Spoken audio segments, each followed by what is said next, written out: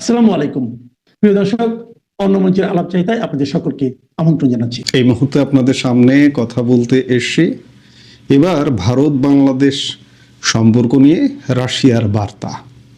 আজ সোমবার সকালে 2025 সালের রাজনৈতিক ফলাফল শীর্ষক একটি সংবাদ সম্মেলন আয়োজন করে ঢাকাস্থ রাশিয়ান দূতাবাস। এই সংবাদ সম্মেলনে রাশিয়া বাংলাদেশ সম্পর্ক, রাশিয়া বাংলাদেশ উন্নয়ন অবকাঠামো, রাশিয়া বাংলাদেশ শিক্ষা, বিশেষ করে শিক্ষার্থীদের পড়বার আগ্রহ রাশিয়াতে এবং সংস্কৃতি, নানা রকম শিক্ষামূলক কর্মসূচি নিয়ে আলাপ হয়। সাংবাদিকদের সঙ্গে কথা বলেন রাশিয়ান দূতাবাসের কর্মকর্তারা এবং রাশিয়ান রাষ্ট্রদূত আলেকজান্ডার খোজিন, এবং অনেক কথা হয়েছে। এর মধ্যে খুব গুরুত্বপূর্ণ একটি কথা যে ভারত এবং বাংলাদেশের সম্পর্ক বিষয়ে। আপনারা জানেন যে পরিবর্তিত নয়া বাংলাদেশে বাংলাদেশের ভারতের সাথে সম্পর্কটা কোন পর্যায়ে, এবং শুধু ভারতের সাথে না, রাশিয়ার সাথেও সম্পর্ক খারাপ করে ছেড়েছে বর্তমান অন্তর্বর্তীকালীন সরকার। কিন্তু নতুন করে আবার এই যে কয়েকদিনের ঘটনা প্রবাহে ভারতের সাথে যেন গায়ে পড়ে ঝগড়া লাগানোর একটা পায়তারা চলছে। আপনারা জানেন যে শরীফ ওসমান হাদি নিহত হয়েছেন, গুলিবিদ্ধ হয়ে নিহত হয়েছেন, এবং তাকে কে বা কারা গুলি করেছে এবং তাকে যারা গুলি করেছে তাকে হত্যা করেছে কে, এখনো ষড়যন্ত্রের জাল ভেদ হয়নি। কিন্তু এই হত্যাকাণ্ডের সাথে সাথে বলা হয়েছে যে যারা গুলি করেছে তারা ভারতে পালিয়েছে, এবং এই ভারতে পালিয়ে যাওয়ার এই অস্ত্রটাকে ব্যবহার করে বাংলাদেশকে উত্তপ্ত করে ভারত বিরোধী কর্মকাণ্ড করবার একটা পায়তারা চলছে। অথচ এই আসামি যে কোথায় আছে, আজকে স্বয়ং স্বরাষ্ট্র উপদেষ্টাও বলতে পারেননি যে তিনি কোথায়।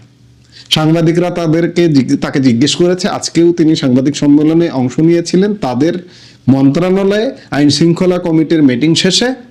সেখানে সাংবাদিকরা যদি জিজ্ঞেস করেন যে তাকে যে আসামি কোথায়, স্বরাষ্ট্র উপদেষ্টার উত্তর ছিল যে আসামি কোথায় সেটি জানলে তো তাকে এতক্ষণে গ্রেপ্তার করে ফেলতে পারতাম। অর্থাৎ স্বয়ং সরকার জানে না যে আসামি আসলে কোথায়, কিন্তু ভারতে আছে এমনটা বলে ভারতের বিরুদ্ধে উস্কানি দিয়ে উত্তপ্ত পরিস্থিতি তৈরি করবার চেষ্টা চলছে। আর এই আবহে ভারতের পরীক্ষিত এবং অকৃত্রিম বন্ধু রাশিয়া, শুধু তাই নয়, বাংলাদেশেরও পরীক্ষিত বন্ধু মুক্তিযুদ্ধ থেকে শুরু করে আজ পর্যন্ত, এবং অকৃত্রিম বন্ধু রাশিয়া সাংবাদিক সম্মেলন করলেন 2025-এর রাজনৈতিক পরিস্থিতি নিয়ে। এই সাংবাদিক সম্মেলনেই রাশিয়ান রাষ্ট্রদূত ভারত এবং বাংলাদেশের সম্পর্ক নিয়ে একটা মোটামুটি বার্তা দিয়েছেন। সাধারণ নির্বাচনের আগে অশান্ত বাংলাদেশে শান্তি ফিরুক, এমনটাই চায় রাশিয়া। এর পাশাপাশি ভ্লাদিমির পুতিনের দেশ চায় নয়াদিল্লির সঙ্গে দ্বিপাক্ষিক সম্পর্ক যত দ্রুত সম্ভব স্বাভাবিক করুক বাংলাদেশ। আমি আগেই বললাম যে আজ সোমবার সংবাদ মাধ্যমের মুখোমুখি হয়েছিলেন বাংলাদেশের নিযুক্ত রুশ রাষ্ট্রদূত আলেকজান্ডার গ্রিগোরাইভিচ। সেখানেই তিনি রাশিয়ার অবস্থান স্পষ্ট করে দিয়ে জানান যে তারা চান সাধারণ নির্বাচনের আগে বাংলাদেশে তৈরি হওয়া অস্থিরতার অবসান হোক এবং নির্বাচনের সহায়ক একটি গঠনমূলক পরিবেশ তৈরি হোক। রুশ রাষ্ট্রদূত জানান দ্বিপাক্ষিক সম্পর্কে পারস্পরিক বিশ্বাস এবং আস্থা জরুরি। তিনি এও জানান যে দুই দেশের দ্বিপাক্ষিক সম্পর্ককে হস্তক্ষেপ করতে চায় না মস্কো। একই সঙ্গে বাংলাদেশকে পুতিনের দূতের বার্তা, দ্বিপাক্ষিক সম্পর্কের উত্তেজনা আরো বৃদ্ধি পাওয়ার আগেই সমাধানের পথ খোঁজা ভালো। ইতিমধ্যে বাংলাদেশের নির্বাচন দেখার জন্য বিদেশি পর্যবেক্ষকদের আমন্ত্রণ করেছে মোহাম্মদ ইউনূসের অন্তর্বর্তী সরকার। আমন্ত্রণ পেয়েছে রাশিয়াও। এই প্রসঙ্গে বাংলাদেশের রুশ রাষ্ট্রদূত জানান তারা আনুষ্ঠানিক আমন্ত্রণের অপেক্ষায় রয়েছেন। আমন্ত্রণ পেলেই রাশিয়ার নির্বাচনী পর্যবেক্ষকেরা বাংলাদেশে আসবেন। এ ব্যাপারে বাংলাদেশের নির্বাচন কমিশনের সঙ্গেও যোগাযোগ রক্ষা করা হচ্ছে বলে জানান রুশ রাষ্ট্রদূত। রুশ রাষ্ট্রদূতের এই বার্তা নিঃসন্দেহে অবশ্যই খুব গুরুত্ব বহন করে, কারণ রাশিয়া, বাংলাদেশ এবং ভারত দুদেশেরই অত্যন্ত পরীক্ষিত বন্ধু যাকে বলে, সেটি শুধু ভারত বার্তা দিচ্ছে না যে বাংলাদেশে স্থিতিশীলতা চায়, বাংলাদেশে একটা সুষ্ঠু, অবাধ, নিরপেক্ষ এবং অন্তর্ভুক্তিমূলক নির্বাচন চায়। ভারতের বন্ধু রাশিয়া, বাংলাদেশের বন্ধু রাশিয়াও সেই বার্তা দিচ্ছে। এবং সবচেয়ে বেশি খুব গুরুত্বপূর্ণ যেটি, এই সংবাদ সম্মেলনে দীর্ঘ আলাপ হয়েছে, অনেক বিষয়ে আলাপ হয়েছে, এর মধ্যে সবচেয়ে বেশি যেটিকে গুরুত্বপূর্ণ মনে করা হচ্ছে যে প্রেসিডেন্ট ভ্লাদিমির পুতিনের প্রতিনিধি বাংলাদেশের রাষ্ট্রদূত, রাশিয়ান রাষ্ট্রদূত বার্তা দিচ্ছেন যে ভারত বাংলাদেশ যে সম্পর্কের যে অবনতি, সম্পর্কের যে উত্তেজনা, এটি প্রশমন হওয়া আবশ্যক, এর পরিণতি ভালো হতে পারে না। যথার্থই বলেছেন। এটি আমরাও প্রত্যাশা করছি, আমরাও আশা করছি যে যারা ষড়যন্ত্র করছে তারা ষড়যন্ত্র করে চূড়ান্ত বিচারে পার পাবে না। ইতিমধ্যে অনেক কিছু সেটেল হওয়া বোঝা যাচ্ছে। যে পক্ষটি এই অস্থিরতা তৈরি করতে চাইছে, ভারতকে ইঙ্গিত করতে চাইছে, ভারতের বিরুদ্ধে বাংলাদেশের জনমতকে খেপিয়ে দিতে চাইছে, সেই পক্ষটি যে সফল হবে না। কারণ ভারতের পাশে বাংলাদেশ, এবং বাংলাদেশের বেশিরভাগ জনগণ কোন পক্ষের, কেমন, এটা বুঝতে বাকি থাকে না। কাজেই যে পক্ষটি পানি ঘোলা করতে চাইছে, বিশেষ করে উগ্র সাম্প্রদায়িক গোষ্ঠী, এখানে ভারত বিরোধী বয়ান নির্মাণ করে ভারতের বিরুদ্ধে খেপিয়ে দিয়ে ঘোলা পানিতে মাছ শিকার করতে চাইছে, সেটি আসলে সম্ভব হবে না। এই সম্ভব হবে না। ভারত তো বার্তা দিচ্ছেই, একই সাথে আজকে রাশিয়াও যোগ দিল সেই বার্তায়, জানায় যে বাংলাদেশ স্থিতিশীল হোক নির্বাচনের আগে, এবং সোজা কথা, একটা নির্বাচন হয়ে যাক। এটি এই মুহূর্তে একমাত্র কাম্য, রাজনৈতিক সরকার ক্ষমতায় আসুক। কারণ অপরিপক্ক, ইম্যাচিউরড এইসব কিছু কলা গাছকে বসিয়ে এদের মাথায় কাঁঠাল ভেঙে খেতে পারে যে কেউ। আজকে বাংলাদেশে অস্থিতিশীলতার নেপথ্যে এটাই। কারণ এদের কোনো এক্সপিরিয়েন্স নেই। এরা যতই মুখে কথা বলুক না কেন, এরা পিএইচডি ধারী, ডক্টরেট হোক না কেন, একটা 5 পাস রাজনীতিবিদ যেভাবে দেশ চালাবেন, এরা সেটা চালাতে পারবেন না। তো কাজেই অতি দ্রুত নির্বাচন হয়ে যাওয়া উচিত, এবং রাশিয়ার এই বার্তাটা নিঃসন্দেহে গুরুত্বপূর্ণ। এই মুহূর্তে এ পর্যন্ত। সম্মানিত দর্শক, এই প্রথম কোন বাংলা অনলাইন নিউজ প্ল্যাটফর্মকে সাক্ষাৎকার দিয়েছেন শেখ হাসিনা, মানে ভিডিও সাক্ষাৎকার, এবং পত্রিকায় মুদ্রণও হয়েছে। কলকাতার দ্য ওয়ালের সঙ্গে কথা বলেছেন তিনি। এই সাক্ষাৎকারটি নিয়েছেন দ্য ওয়ালের নির্বাহী সম্পাদক অমল সরকার, একজন সিনিয়র সাংবাদিক। এই সাক্ষাৎকারে অনেক গুরুত্বপূর্ণ এবং নীতি নির্ধারণী কথা বলেছেন শেখ হাসিনা, আওয়ামী লীগের সভাপতি। এর মধ্যে সবচেয়ে গুরুত্বপূর্ণ হলো এই প্রথম তিনি আওয়ামী লীগের ভবিষ্যৎ নেতৃত্ব নিয়ে কথা বলেছেন। নিশ্চয়ই আপনি জানতে চাইছেন যে কি বলেছেন শেখ হাসিনা, কে হতে যাচ্ছেন দলের নতুন নেতা, ভবিষ্যৎ নেতা। এ প্রসঙ্গে সাংবাদিক অমল সরকার আওয়ামী লীগ সভাপতিকে প্রশ্ন করেছেন তার ছেলে সজীব ওয়াজেদ জয়, মানে প্রধানমন্ত্রীর পুত্র, সাবেক প্রধানমন্ত্রীর পুত্র সজীব ওয়াজেদ জয়, কিংবা কন্যা সাইমা ওয়াজেদ পুতুল, এই দুজনের মধ্যে কাকে তিনি আওয়ামী লীগের ভবিষ্যৎ নেতা হিসেবে চিন্তা করছেন বা ঠিক করছেন বা করবেন, নাকি নতুন কাউকে বেছে নেবেন তিনি এবং তার দল। আমরা প্রশ্নটা করে রাখি, কে হচ্ছেন আওয়ামী লীগের ভবিষ্যৎ নেতা? জয়, পুতুল, নাকি নতুন কেউ, অন্য কেউ?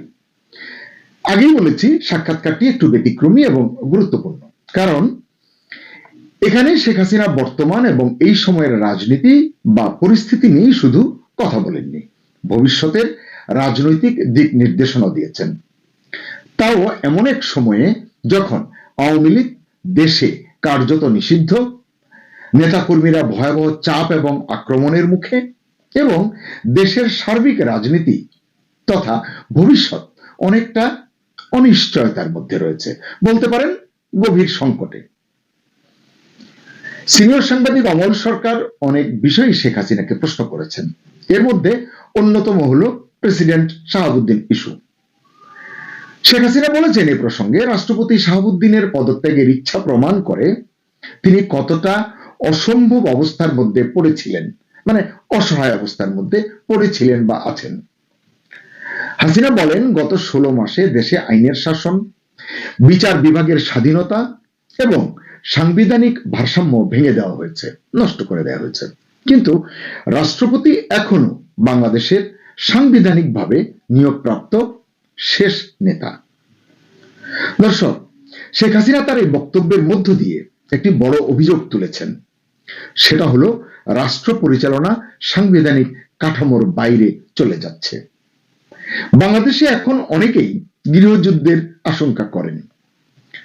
এ সংক্রান্ত প্রশ্নের জবাবে শেখ হাসিনা দায়িত্বহীন কণ্ঠে বলেছেন, বাংলাদেশের মানুষ গৃহযুদ্ধ চায় না, তারা তাদের ভোটাধিকার ফিরে পেতে চায়। শেখ হাসিনা অভিযোগ করেন, দেশে চরমপন্থী গোষ্ঠীকে প্রশ্রয় দেওয়া হচ্ছে, যারা সাংবাদিক, সংখ্যালঘু এবং বিরোধী কণ্ঠকে ভয় দেখাচ্ছে। এই নৈরাজ্যের জন্য তিনি বর্তমান শাসন ব্যবস্থা এবং শাসককে দায়ী করেন। শেখ হাসিনার ভারতে অবস্থান প্রসঙ্গে অমল সরকারের প্রশ্নের জবাবে শেখ হাসিনা বলেন, এটি শুধু ব্যক্তিগত সিদ্ধান্ত নয়, মানে ভারত যে সিদ্ধান্ত নিয়েছে, নরেন্দ্র মোদী যে সিদ্ধান্ত নিয়েছেন, এটির কথা তিনি বলছেন, এটি আঞ্চলিক স্থিতিশীলতার প্রশ্ন। তিনি বলেন, ভারত চরমপন্থার বিরুদ্ধে অবস্থান নিয়েছে এবং গণতন্ত্রের পাশে দাঁড়িয়েছে। এটাকেই তিনি নয়াদিল্লি ঢাকা সম্পর্কের নতুন মাত্রা হিসেবে বর্ণনা করেছেন এবং এজন্য গভীর কৃতজ্ঞতা জানিয়েছেন প্রধানমন্ত্রী নরেন্দ্র মোদীর প্রতি এবং ভারতের প্রতি, ভারত সরকারের প্রতি, ভারতের জনগণের প্রতি।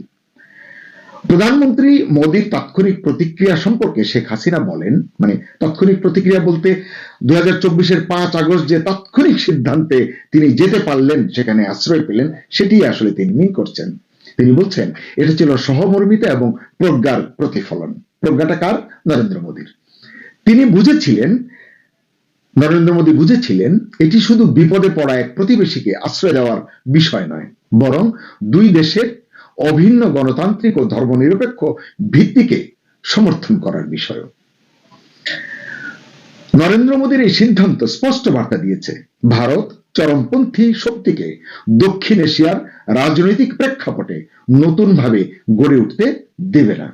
এই পদক্ষেপ বাংলাদেশের ইতিহাসে স্মরণীয় হয়ে থাকবে, বলছেন শেখ হাসিনা। অমল সরকার জানতে চেয়েছেন, দেশে না থেকেও আপনি এখন দেশে আছেন, বরং অধিক সক্রিয় আছেন। আপনারা বুঝতেই পেরেছেন যে ভার্চুয়ালি তিনি যে সংযুক্ত আছেন দেশের নেতাকর্মীদের সঙ্গে, এটিকেই তিনি আসলে প্রশ্নে এনেছেন। এর মূলমন্ত্র কি, এর আউটকাম কি, এটি জানতে চেয়েছেন। জবাবে শেখ হাসিনা বলেছেন, প্রযুক্তি আসলে এই জন্য কৃতিত্ব পায়। প্রযুক্তি তাকে মানুষের কাছ থেকে দূরের বদলে কাছে থাকতে সাহায্য করছে, অধিক কাছাকাছি এনেছে। রাজনীতিতে বা ক্ষমতায় বৈধতার প্রশ্নে শেখ হাসিনা বলেন, বৈধতা আসে মানুষের মূল্যবোধ থেকে, অফিস দখল করা থেকে নয়। খুবই ইঙ্গিতপূর্ণ এই কথা রাজনীতির অনেক বড় পাঠ বলে মনে করেন পর্যবেক্ষকরা। হয়তো শেখ হাসিনা বুঝিয়েছেন, ক্ষমতা আর জনপ্রিয়তা এক জিনিস নয়। নিশ্চয়ই এক তো নয়। অমল সরকার সুস্পষ্ট প্রশ্ন করেই জানতে চেয়েছেন, তাহলে এই যে প্রেক্ষাপটে আওয়ামী লীগ কি বদলাবে? কি ভাবছে আওয়ামী লীগের শীর্ষ নেতৃত্ব? দর্শক, আমি মনে করি এটি এই সাক্ষাৎকারের সবচেয়ে গুরুত্বপূর্ণ অংশ। শেখ হাসিনা এই প্রশ্নের জবাবে স্বীকার করেছেন, দলে নতুন নেতৃত্বের দাবি কিন্তু যৌক্তিক। এখনই মানে তিনি এটি এভাবে বলেছেন যে একই মুখ নিয়ে ফিরে এসে ভিন্ন ফল কিন্তু আশা করা যায় না। এছাড়া তৃণমূল থেকেও পরিবর্তনের দাবি আসছে, এটিও তিনি স্বীকার করেছেন। একই সঙ্গে এটাও বলেছেন, কিছু নেতা মানুষের সঙ্গে যোগাযোগ হারিয়েছেন, মানে বিদ্যমান যারা নেতা আছেন তাদের কারো কারো কথা তিনি বলছেন। অনেকে তরুণদের মনোভাব বুঝতে ব্যর্থ হয়েছেন, অথচ দলে এমন নেতা প্রয়োজন যারা প্রজন্মগত বিভাজন ঘোচাতে সক্ষম। তিনি আরো বলছেন যে দল এমন নেতা চায় যারা ঐতিহ্যবাহী সংগঠন গড়ে তোলার কৌশল যেমন বোঝেন বা বুঝবেন, তেমনি আধুনিক যোগাযোগ ব্যবস্থাও আয়ত্তে রাখেন বা রাখতে পারবেন। যারা মাঠে কাজ করা শ্রমিকদের সঙ্গে, কৃষকের সঙ্গে যেমন সংযোগ স্থাপন করতে পারেন বা পারবেন, তেমনি সামাজিক যোগাযোগ মাধ্যমে শিক্ষার্থীদের সঙ্গেও কথা বলতে পারেন বা পারবেন। স্পষ্ট কিন্তু কথাগুলো। সর্বোপরি স্বাধীনতা সংগ্রামে নেতৃত্ব দেওয়া দলকে, মানে আওয়ামী লীগকে পরিবর্তনের সঙ্গে সময়ের সাথে সাথে খাপ খাইয়ে এগিয়ে নিতে পারেন এবং শক্তিশালী জবাবদিহির ব্যবস্থা গড়ে তুলতে পারেন। মানে এমন নেতৃত্ব আসলে তিনি চাইছেন। দর্শক নিশ্চয়ই বুঝতে পারছেন, এটা শুধু বক্তব্য নয়, কেবলই পলিটিক্যাল স্টেটমেন্ট নয়, এটা এর চেয়ে বেশি কিছু, কার্যত রাজনৈতিক আত্মসমালোচনা, যেটা শেখ হাসিনার জন্য এবং আওয়ামী লীগের জন্য এই মুহূর্তে খুব জরুরি বলে মনে করছেন অনেক পর্যবেক্ষক। এবার কথা শুনবো জয় পুতুল প্রসঙ্গে, কিংবা পরিবারতন্ত্রের প্রশ্নে, অথবা অন্য কেউ কি আসবেন আওয়ামী লীগের নতুন নেতৃত্বে, ভবিষ্যৎ নেতৃত্বে, সেটি জানতে চাইব। একথা ঠিক, আওয়ামী লীগেরও অনেকেই হয়তো চান হাসিনা পুত্র সজীব ওয়াজেদ জয় বা কন্যা সাইমা ওয়াজেদ পুতুল আওয়ামী লীগের নেতৃত্বে আসুন, এরকম একটি গুঞ্জন, এরকম একটি আওয়াজ কিন্তু আছে। এ বিষয়ে দ্য ওয়ালকে শেখ হাসিনা স্পষ্ট করে জবাব দিয়েছেন, বলেছেন আওয়ামী লীগ কোনো পারিবারিক দল নয়, লক্ষ লক্ষ মানুষের দল। জয় বা পুতুল যদি দায়িত্ব পান, তা হতে হবে যোগ্যতার ভিত্তিতে এবং দলের গণতান্ত্রিক প্রক্রিয়ার মাধ্যমে। এর মধ্যে সবচেয়ে গুরুত্বপূর্ণ হলো প্রতিটি জেলা থেকে নতুন প্রজন্মের নেতৃত্ব উঠে আসতে হবে। মানে পরিষ্কার গণতান্ত্রিক প্রক্রিয়ার ভেতর দিয়ে নেতা তৈরি হতে হবে, চাপিয়ে দেওয়ার বিষয় নয় বলেই আমি বুঝতে পারছি। দর্শক, আপনিও বুঝে নিন শেখ হাসিনা কি বোঝাতে চেয়েছেন আসলে এই কথাগুলোর মাধ্যমে। আর বড় করব না, শেষ করতে চাই। তার আগে আপনার জন্য প্রশ্ন, আপনি কি মনে করেন নতুন নেতৃত্ব ছাড়া আওয়ামী লীগ কি ঘুরে দাঁড়াতে পারবে? কমেন্টে জানান আপনার